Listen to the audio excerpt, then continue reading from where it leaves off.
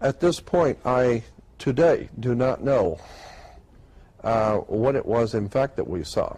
But when we got back to the hotel, the motel that night, Paul said that he, about a half hour to 45 minutes, something like that, after he fell asleep, he woke up totally awake, and something picked him up, actually picked him up and set him up in bed, involuntarily.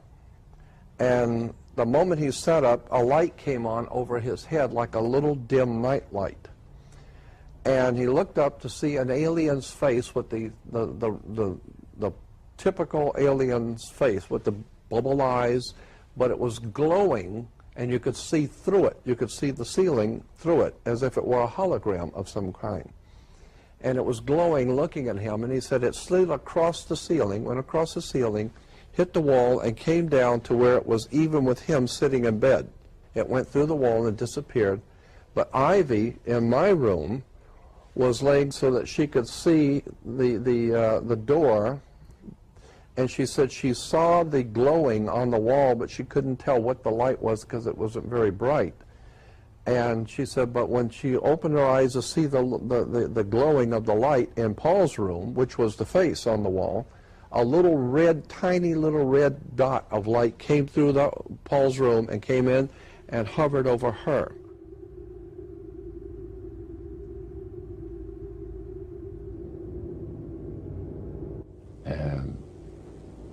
The band leader says, how long have you fellas been involved with sorcery?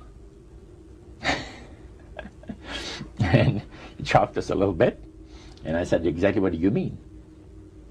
Well, he said, you know, what you people are doing, talking to the supposed spirits of the dead. He says, this is silly. And this man had been at the seance with you. Yeah, oh yeah. And he's telling you that it's silly what you've just done. Because see, my wife, he says, goes to these seances because she gets comfort and she gets something good out of it, good feeling out of it.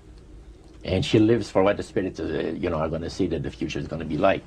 To me, he says, I can't bother with this stuff. He says, I want power. I go right to the source of power. And he says, how do you think that I became famous the way that I am? Well, I said, you must have had some good luck. Well, he says, there's no such thing as good luck. He says, there's either some power working for you somewhere, or you don't get ahead in this world. Not in my type of occupation. So it went from there. We got talking about spirit worship. Did it intrigue you? Or did it make you want to find out more about what exactly he was talking about? Yeah.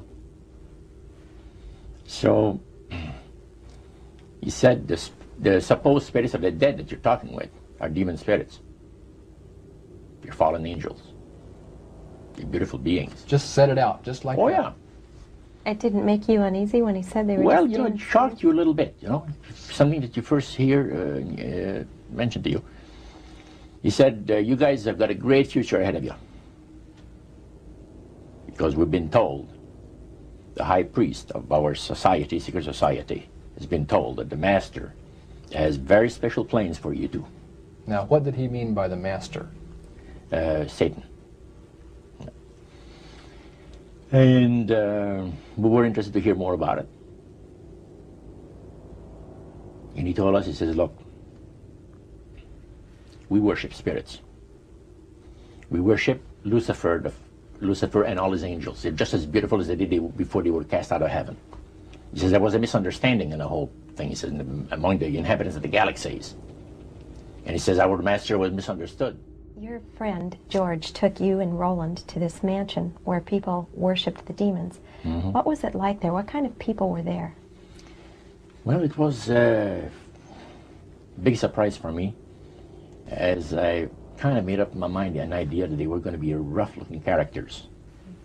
But as we entered the place, I was amazed to see that they were all very well-dressed, well-mannered, and that a lot of the people, as we were being introduced to people, were professionals, doctors, attorneys, a lot of business people.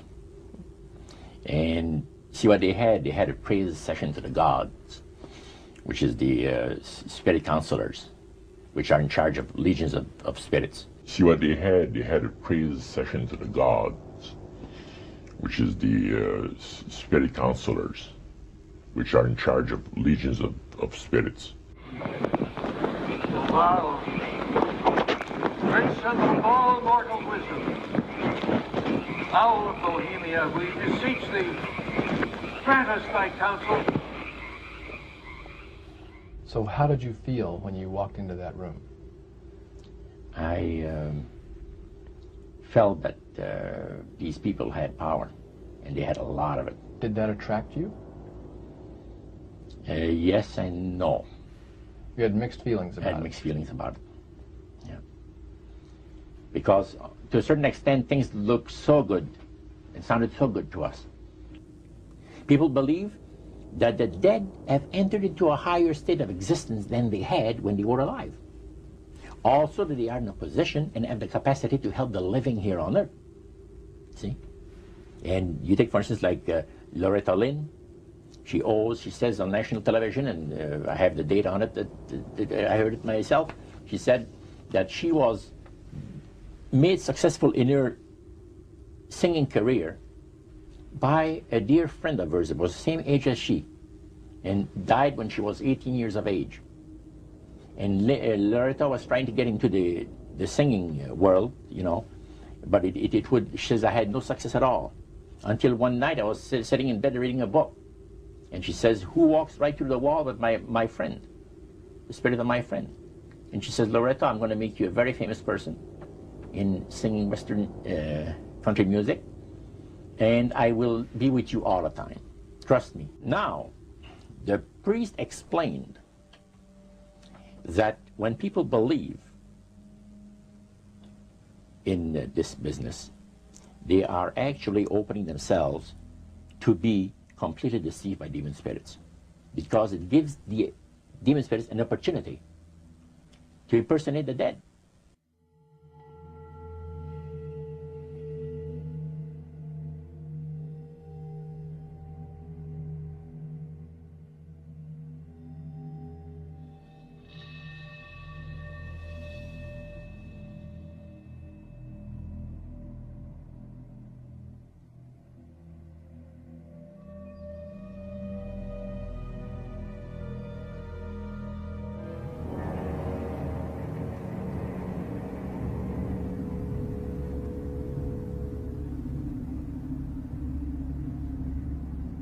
So, who are they talking to?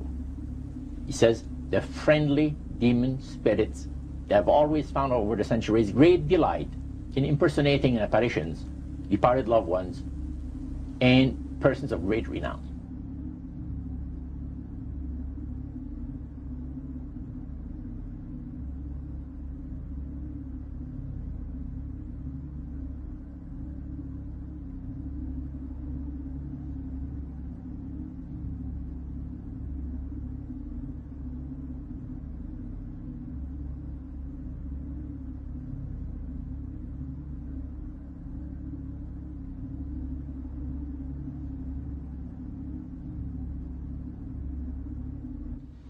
Then the medium said, we have a very special surprise tonight for you people. A spirit will manifest itself openly here in a few minutes. And it's like a big gust of wind hit the building and right through the wall. And that translucent being seemed to come right out of the wall. How did you feel right at that moment? It's almost like my heart stopped a little bit, you know, very weird feeling. It was a lady in a beautiful evening gown, swirling. And she said to Mary, my dear sister, you are so wonderful to have asked for me. And Mary fainted and fell right off her chair on the floor. And a couple of guys jumped up and picked her up, and spirit gone.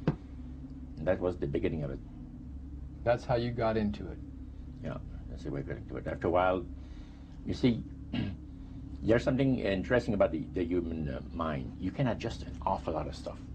You can adjust to a lot of things that would terrify you to begin with. After a while, they become common and ordinary. So you mean contact with the supernatural can become commonplace and ordinary and doesn't bother anybody? Yeah. In other words, the more that you do it, you're not uncomfortable. That's it's right. just not an uneasy feeling. Yeah. So But how did then- you feel about it? Then I after got that? into a secret society that worshiped the spirits, you see. That Well, was okay, different. now how is that different from the seance, Roger?